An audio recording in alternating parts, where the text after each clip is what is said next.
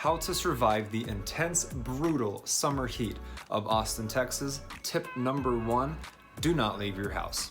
Kidding. But in this video, we are going to talk about the tips you need to survive the heat, what you can expect, how bad it gets, if it's even worth living here or possibly relocating here. So if that's what you clicked on this video to learn about, stay tuned.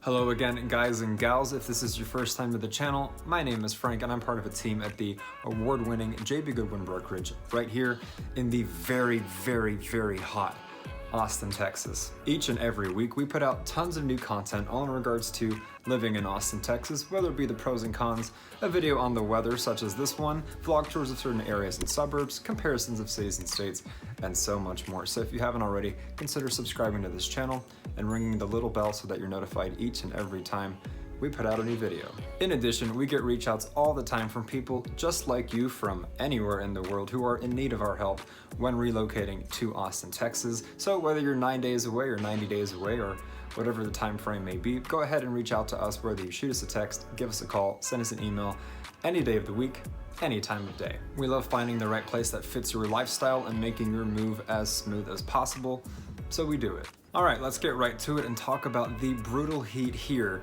in Austin, Texas. As of the making of this video, it is June of 2021 and we are getting right into the thick of it with the worst yet to come.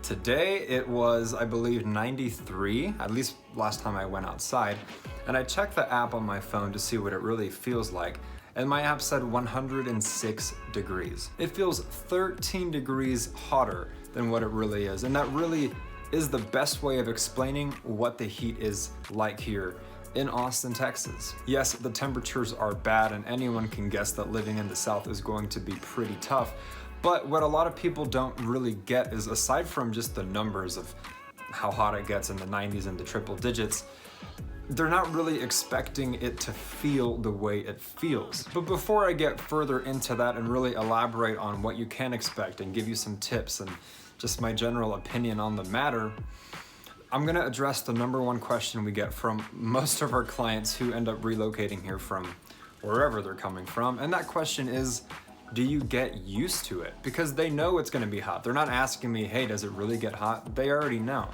But they want to know if it's at least durable, if they can get used to it in year 2, in year 5, in year 10 of living here. And as many of you know, if you've been watching our videos, I keep it brutally honest, and my subjective answer to that question is no. I've lived in Austin basically all my life, and yes, it is unique to my own being. You know, everyone's different, but I, to this day, after all these years, I still can't stand it, and I'm still not used to it. I'm used to hating it, right? I'm used to expecting it and enduring it, if that makes sense. That, yeah, you have to get used to it, but you never really develop thick skin for it. You know what I mean? It's not like you really ever feel like it gets easier. It's not like, you know, your 5th summer in Austin, oh, I'm used to it by now. Yeah, it's 108 again, but you know, I don't feel it as much as I used to when I was new. Some people are probably like that, but I don't know. I feel like most aren't, or maybe I'm just speaking on behalf of myself, but I gotta tell you, I gotta be honest with you guys. Every single year that I am here in the summertime, I genuinely ask myself if I really want to be here. I actually legitimately contemplate just leaving, moving, starting somewhere else, because I am someone who genuinely cannot really take the heat. I'm someone who, if it gets above 75 or I guess 80 absolute max, I just perspire like crazy. It's I don't know if it's genetic, I don't know if it's my diet, I don't know really where to start with that. Maybe if you have an idea, drop it in the comments, but I just get drenched. Sorry if that's too much information. So naturally you wonder, why live in Texas? Why live in Austin when it's very often above 80 degrees, 90 degrees, or 100 degrees? Well, Austin is a great place to live, and I contemplate leaving in June, July, and August, but then when it's September through March or April or even early May, it's like, I forget about that. It's like, oh yeah, you know, it's very circumstantial, recency bias, prisoner of the moment type of thinking. But yeah, to be honest with you guys, I really do contemplate leaving.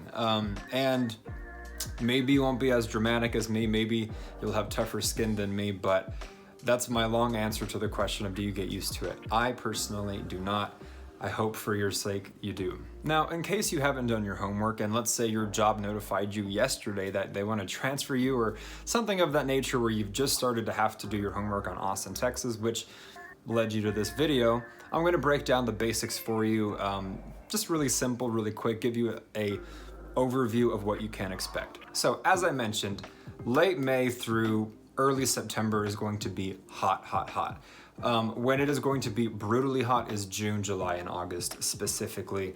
And to be even more specific than that, July and August are the two worst months of the year, bar none. Now, as I said, we're currently in June and it's already horrific outside, and I've already had to adjust my clothing, which I'll give you tips on. I'm already having to walk my dog at different times of the day and walk him in different paths and change up the activities. So yeah, already in June it gets pretty bad. We're already being notified by the power grid and things of that nature to keep your thermostats at 80 degrees or 78 or some crap like that, and no one is obeying. No, everyone's laughing their butts off at that. But, you know, we've had some lights flicker and we've had some things where it's like people are just using their ACs too much. But at the same time, it's like, Texas, get your crap together. You know what I mean? It's always hot here. This is not new. Granted, yeah, we gave them a pass in the winter when we had an unprecedented snowstorm and we lost power and water because Texas is not used to having such cold temperatures. That, yes, that is something we can understand. But when it is the millionth summer here in the South and they're telling us, please turn your thermostats down, conserve power, and no, we've never had to do that. Most people are throwing a fit. No one is doing that, I can assure you.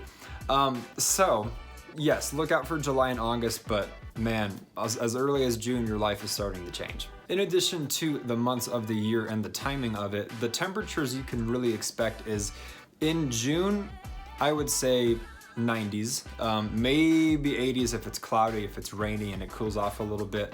That is considered cool in the month of June. Just a couple months ago when I saw it was getting into the 80s, I was panicking because I'm about to perspire.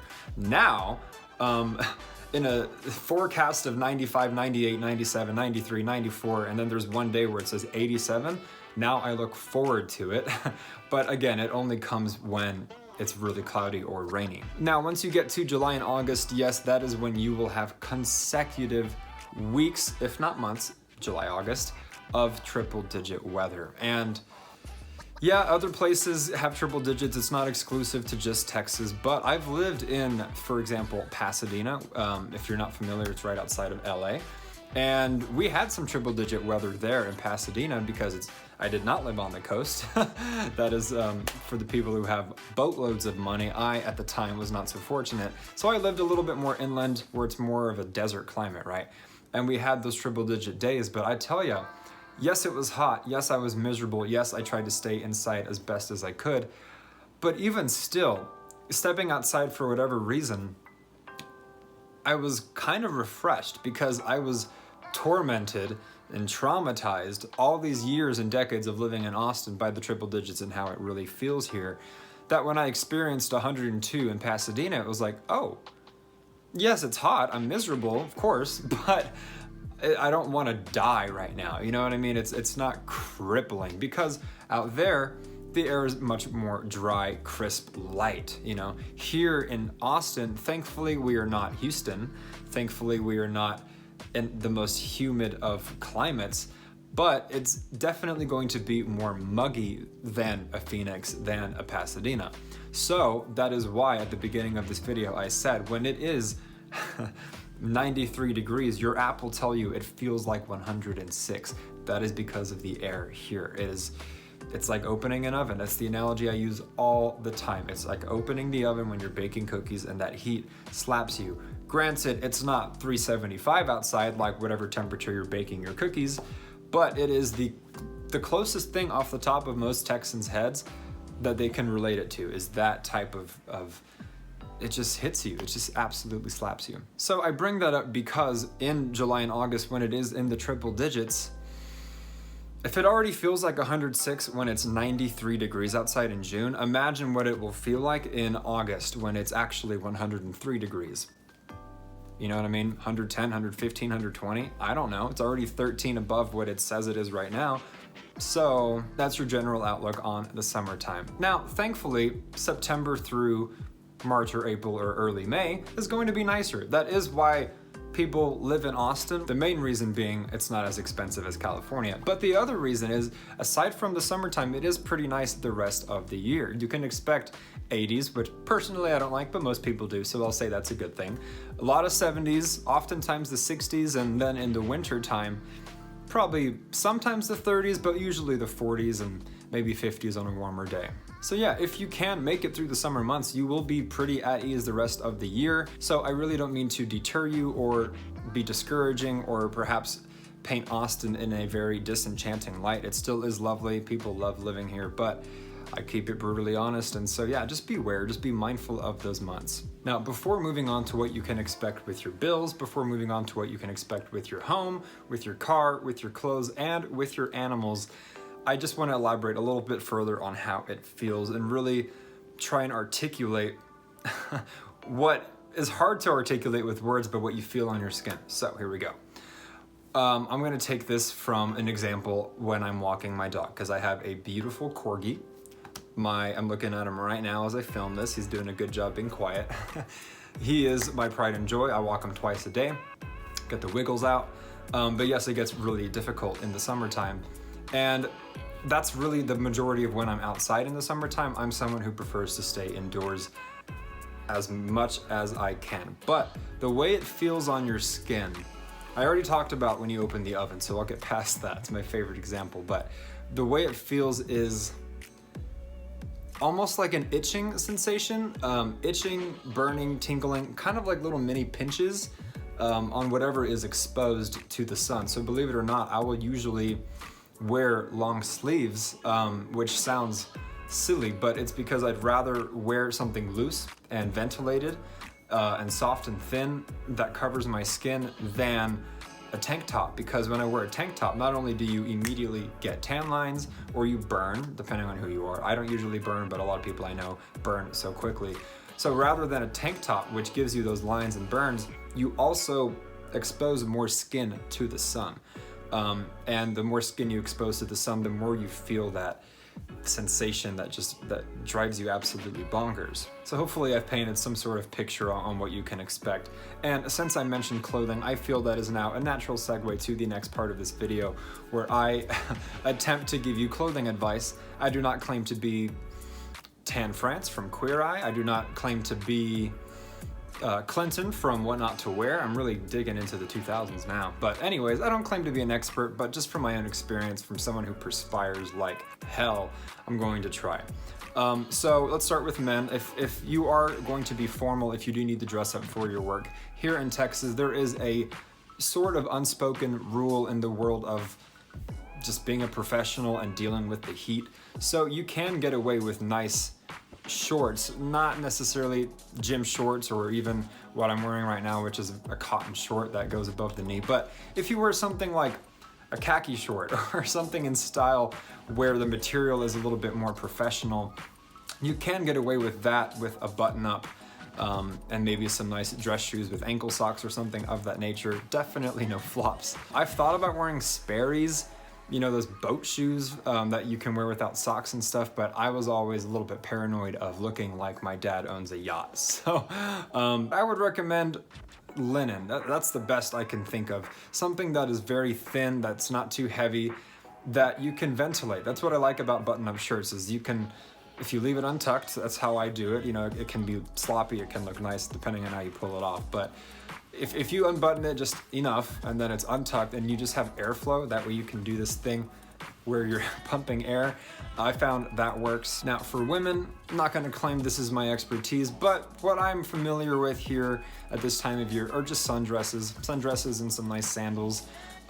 you can still be classy, you can still be professional that way, and people will understand, again, that you're just doing your best in spite of the heat. And something I'll mention in regards to clothing that a lot of people who aren't from here might not think about, but you think about it when you're from here, are the colors you choose.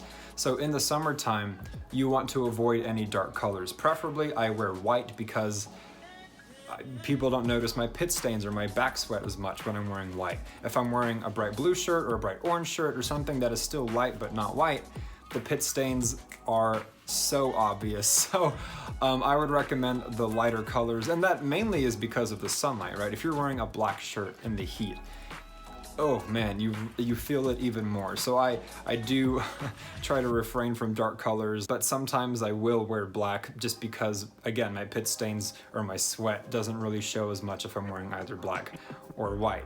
Now, real quick, before moving on to the next subject in regards to the unbearable heat here in Austin, Texas, go ahead and drop a comment down below. How hot is it where you are? What are you afraid of? Do you have any questions? So on and so forth. We'd love to get involved with you guys. In addition, consider liking this video as well, as it really helps our channel grow, tells us that we're doing a decent enough job providing value for you. And lastly, if you know anyone in your life, a parent, a friend, a child, who is contemplating a move to Austin, Texas, go ahead and share our content with them as well and spread the good word. All right, now on the subject of cars, which is something I feel is very important because in Texas you drive everywhere.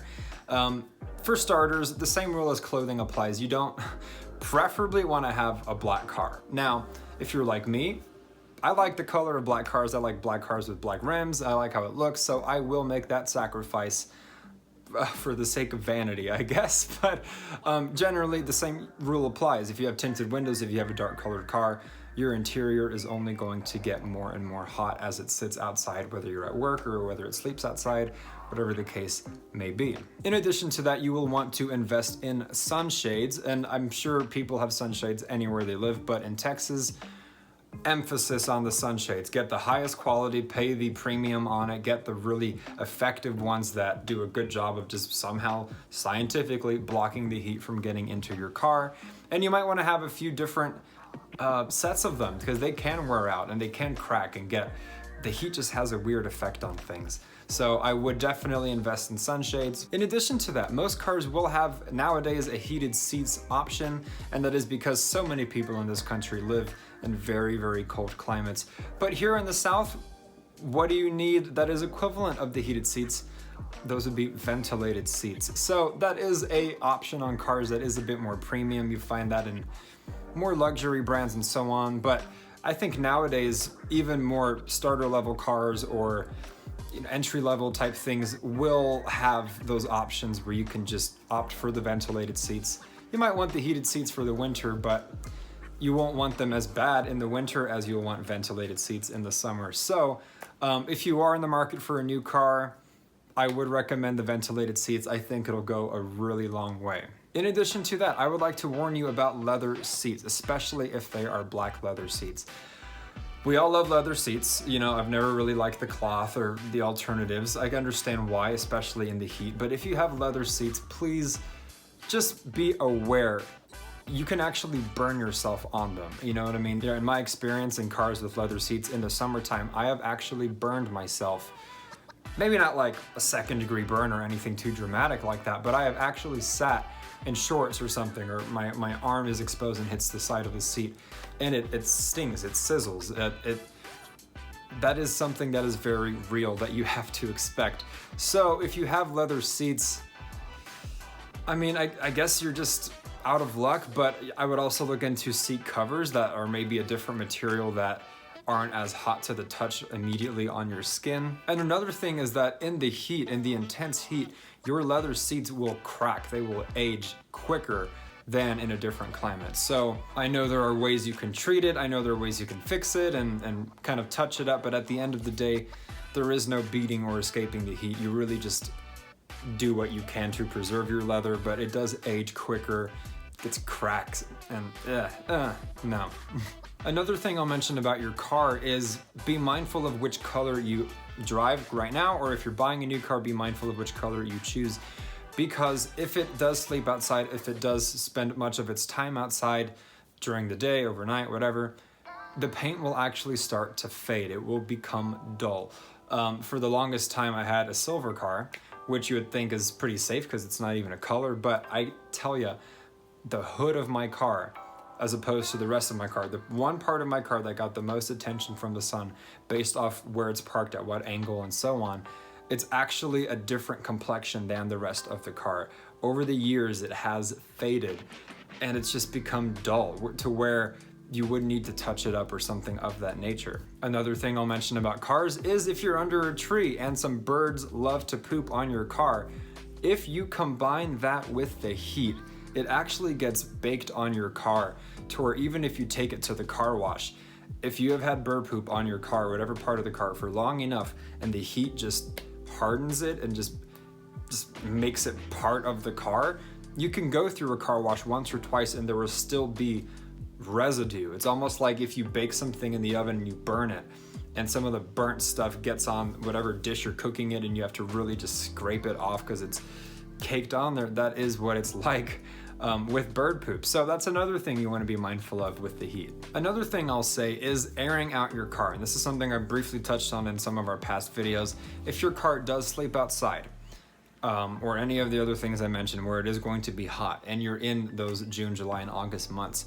you will want to, before getting in it, open the car door, turn on the car, blast the AC, roll all the windows down, walk away from the car, give it 2, 3, 4, 5 minutes to air out, and then get in the car. It gives a chance for the leather to cool off. It gives a chance for all the fumes to come out where it looks like a mirage is exiting your car. I drove a manual for quite some time, so my knob would hurt my hand, my steering wheel would hurt my hand. So that's just a life hack tip I like to give to people who just aren't as acclimated to this type of climate on a normal day-to-day basis. And lastly, on the subject of cars, before moving on, I will mention another tip or trick that a lot of Texans do, especially myself, and that is whenever you leave your car for extended periods of time, we like to crack our windows. So, let's say you get to your grocery store, you're gonna go in, it's a sunny day, you turn off your car, but all the windows, roll them 1 inch or 2 inches. That way, it'll still be hot when you return to your car, but that way at least there is some airflow. Obviously not open enough to where some burglar can come and take your valuables, but cracked enough to where, okay, at least I'm contributing somewhat to my car not being an absolute furnace when I get inside it. Now, the only thing that is scary in that case when you are leaving your windows cracked is the fact that here in Austin, the weather can be very sporadic despite the temperatures. So it can be bright and sunny without a cloud in the sky 1 minute, and the next minute it is pouring rain. And it only lasts 5 minutes, and then it goes back to being sunny. But that kind of unpredictable weather does happen here in Austin. There are an abundance of jokes and memes about it, right? One of my favorites is, if you don't like the weather in Austin, wait a minute. That is a very popular expression you'll hear when you're living here. So I say that because there have been times when out of habit, out of muscle memory, I will crack my windows when I'm home for the day, or if I'm parking it at work or something of the nature where I'm gonna be away from it for extended periods of time and it rains. All of a sudden it just starts raining. Words cannot describe the sudden feeling of just your stomach sinking.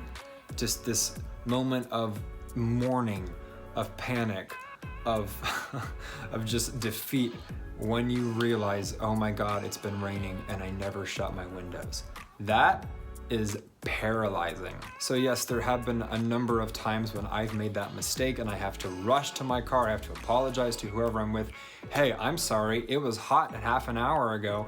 Now my car is getting wet. I need to go and shut the window. So I run in the water, I'm getting soaked. I open the door and boom, my steering wheel is soaked. My seats are spongy. They squeak. It's just, you do your best, you know what I mean? That's what sucks. It's like being kicked when you're down. You're already trying to combat the heat, right? And have these little tips and tricks that make your day a little bit easier, and then life decides to just kick you in the teeth and make it rain on the inside of your car when you were just trying to escape the heat a little bit more each and every day. So yes, I do advise that 90% of the time, especially if you're just running a quick errand and you know it's not gonna rain the next half hour. But just be mindful, if you get into the habit of it, which is a good habit in general, just be mindful if there's any rain forecasted, anything like that, make sure you shut the windows or the inside of your car will suffer from water damage, and yes, I speak from experience. Now, I mentioned my dog briefly earlier in this video, but now I'm really going to tackle the subject of animals, which I feel is very important if you're going to be living here and you're not used to it and you're not accustomed to walking them and looking out for them and things of that nature. So for starters, I will talk about having to adjust your dog walks.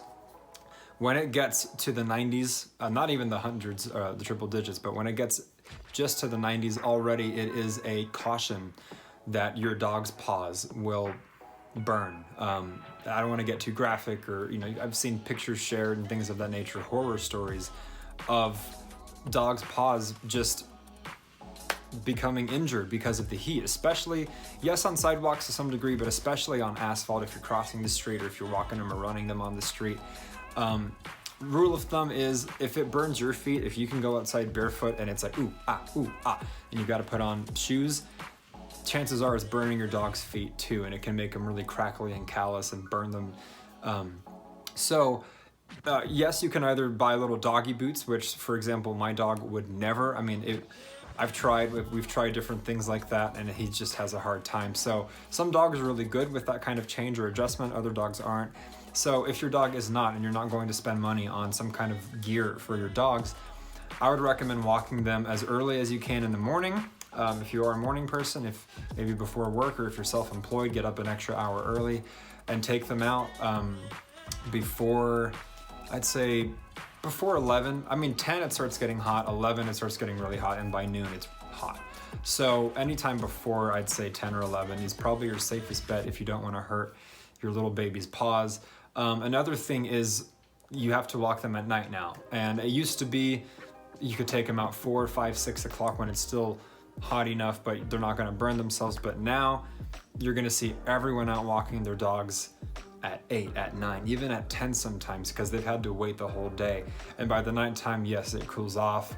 Yes, the asphalt's still hot and it can still be risky, but they need to get outside, and I don't think they burn themselves, at least when it's dark out. And for you, you're gonna suffer less.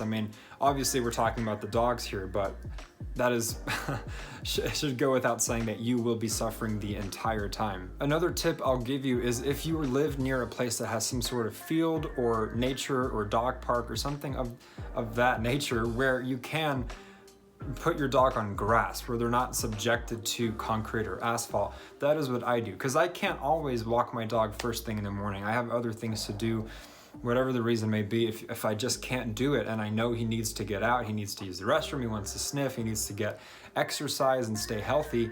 If it is midday and I don't want to wait till nighttime, this poor dog, I don't want to keep him inside cooped up all day and bum him out, I will go to the nearest field, the nearest nature spot where I can play fetch. That's what I like to do with my dog. If it's 1 or 2 in the afternoon and it's blazing hot, but I know he needs to get out, we go to the nearby field. I bring a couple tennis balls. Thankfully, there's a pool nearby where I can turn on a little hose and he can drink water if he gets hot, and we throw the ball.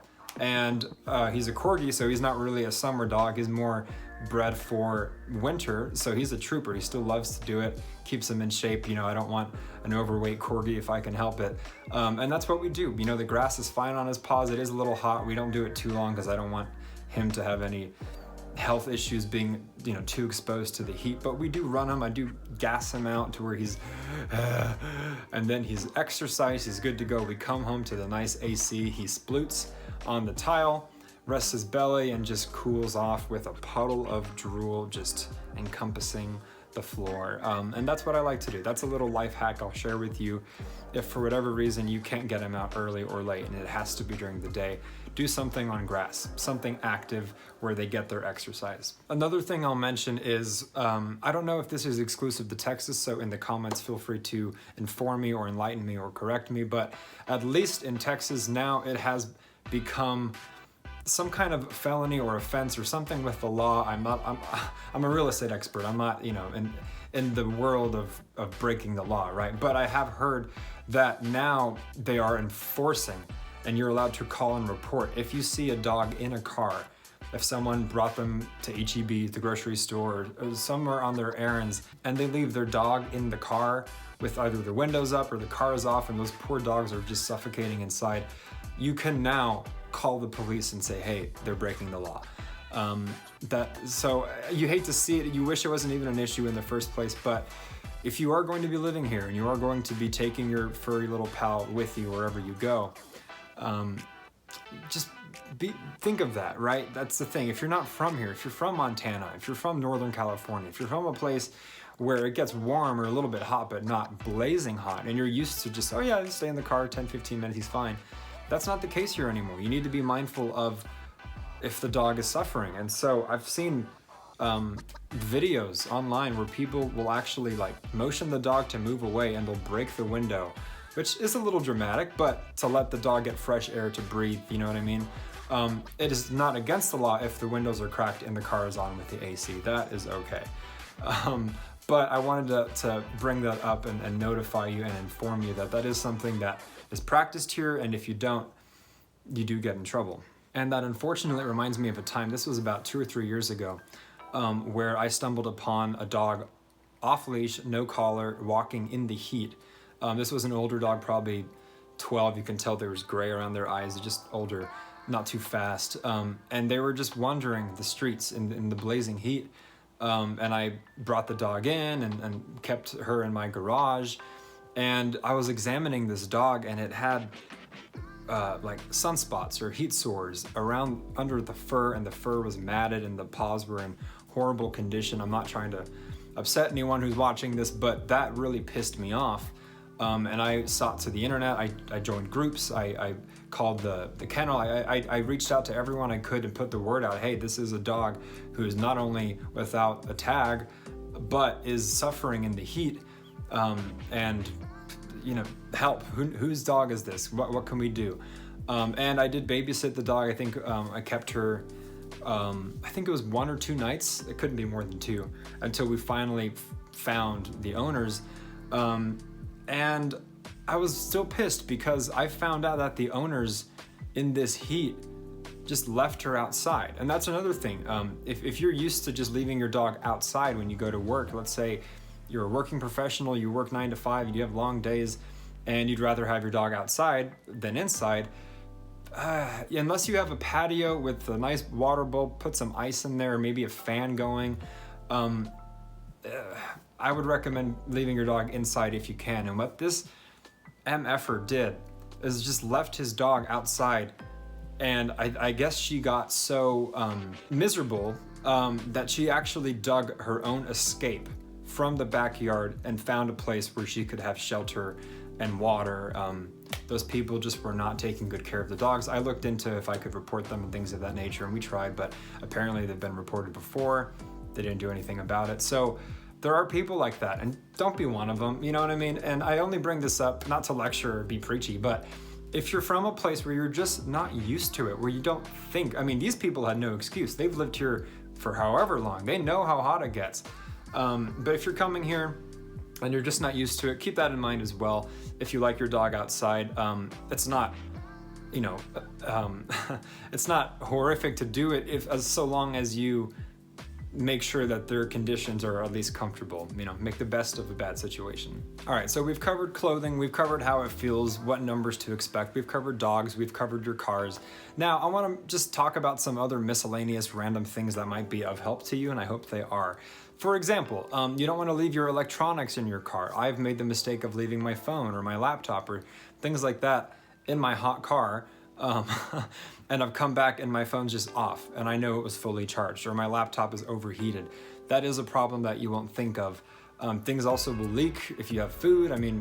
Candy bars will melt, that's obvious, but electronics especially, they're so expensive in today's day and age, and we go to such extremes to get the best screen protector, the best cases, and all of these things that preserve it. Well, there's no case that keeps your phone cool. Or maybe there is, I haven't looked into it. If there is, let me know, I might buy one. But yeah, don't absentmindedly just leave things that can overheat in the car, because I promise you they will. I speak from painful experience. In addition to that, you also want to look out for yourself. I understand, as I mentioned earlier, I am quick to tan, but a lot of people I know can be out in their convertible and get burned driving somewhere, or they can be out walking their dog and get burned. So you do, as I mentioned, want something to cover your skin. If you're someone who's into sunscreen, I would definitely invest in that to protect your skin, especially if you have sensitive skin. And again, also if you have lupus, or someone you know has lupus, and you can't be in direct sunlight, I would honestly, as funny as it might look, I would get an umbrella. Just the other day, it was more blazing hot than usual for June, and I actually brought an umbrella on my walk in the middle of the day. Whenever my dog had to use the restroom, I'd hold it over him. Otherwise, I'd hold it over myself, and I got some strange looks. It reminded me of Michael Jackson. Michael Jackson had lupus in addition to his vitiligo, which changed his skin, complexion. And he got mocked and made fun of because no one understood why he held the umbrella. It was one of his many eccentricities, but he was taking care of his skin. Direct contact with the sun and the skin when you have lupus is very damaging. And I guess call this lupus awareness. A lot more people have that than you realize, and I might be talking to someone who does. And so obviously you want to avoid direct sunlight anywhere you live, but especially in Texas when you can feel it on your skin and it can get itchy and burning, and you really want to take extreme measures. And so yeah, I walked my dog with an umbrella when there wasn't a cloud in the sky. Yes, I got some funny looks, but I would like to imagine a lot of people thought, now there's an idea. So now lastly, because I'm in real estate, I'm going to briefly touch on the subject of being a homeowner and your bills and whatnot in the summertime, and not ramble too much about this one and just tell you outright, you can expect your water bill, first and foremost, to go through the roof because of showers you take to cool off, because of trying to keep your grass from dying and having the ugliest yard, keeping up with the Joneses, right? Having just dead yellow grass or just dirt, you know what I mean? Or even sometimes you'll have trouble growing your grass, right? A lot of houses that are a little bit older now, maybe 10, 15 years, a lot of their yards now have dirt because it's so tough. There's no moisture that it doesn't allow for the grass to grow. And so you're just eventually going to have dirt, and you have to take precautions, sprinkler systems and watering, and keep the moisture there so that you have a nice healthy lawn. So if you are someone who cares about landscaping and how your house looks and how presentable it is, in addition to keeping yourself cool with showers and whatnot, you will absolutely spend a fortune on your water bill. I'd give you a number, but it really does depend on your apartment living. Are you living in a house? How big is your house? How big is your yard? That is just such a variable. But yes, you will pay easily double or triple what you might pay the rest of the year just to keep your grass from dying. If you have flowers, if you have a vegetable garden, if you're growing fruit, that's going to be tough if the soil turns hard as rock and nothing is growing from it. You really got to drench it with water. So that is something I'll point out. In addition to that, here in Texas, most, if not all, homes will have some sort of central air conditioning already built in when you buy it. Now, I learned when I left Texas and lived in California and also traveled to other different states that a lot of homes don't have that. They have heaters because of where they are in the country, but they don't have central air, and you'd have to buy these units for your windows or things like that that just blow air on you. So for example, I have an aunt who lives in Montana, and they had a random heat wave, and they have no AC because most of their life is snow. And their house got miserably hot because it got to the 80s, 90s, or even possibly the triple digits with no AC. So that is miserable, yes. And thankfully we have ACs here in Texas because it gets hot here, right? But your bill, your electric bill, oh my goodness gracious. I mean, it is just going to be, again, astronomical, arguably even worse than the water in terms of double, triple, quadruple what it usually is, because you are always cranking it. And you're not only cranking it during the day, because a day like today where the high is only 95, right? It'll still be 83 at midnight. It'll be 80 maybe at 4 in the morning. It doesn't go below 80 or maybe the upper 70s even if it's dark. That's the thing. It's not like other places where it might be hot during the day and then in the 60s at night, and you can open your windows and enjoy it. No, if you like your house in the 60s or even the 70s and it is midnight and it's 84 degrees outside, your AC is going to be running all night long. So in essence, 24-hour AC blasting just to keep yourself comfortable. You can only imagine what your electricity bill is going to look like. So that is another thing. You know, you might have your budget right. You might know what your property tax rates are, which I've talked about a lot. You might be looking at your lender and you're budgeting, you're a first-time buyer or you're relocating for work, whatever the reason is, and you have your numbers in order. But that is something I want that I don't want to blindside you, that I want you to be aware of, is that you will be coughing up a lot more money on a monthly basis between end of May and early September. That is simply the reality of the situation.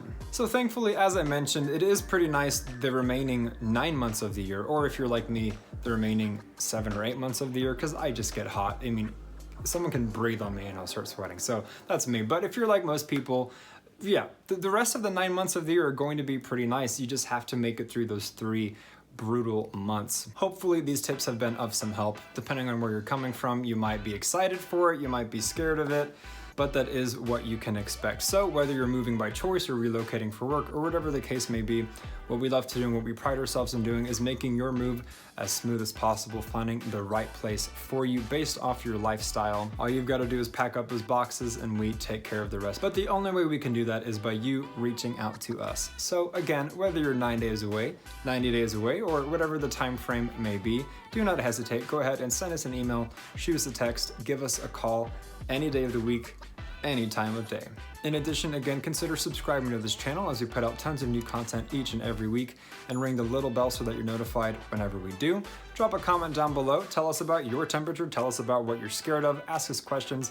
We'd love to get involved. Go ahead and like this video as well, as it helps our channel grow and tells us that we're doing a good enough job providing value for you. And until the next one, you guys, stay cool out there. We'll catch you later.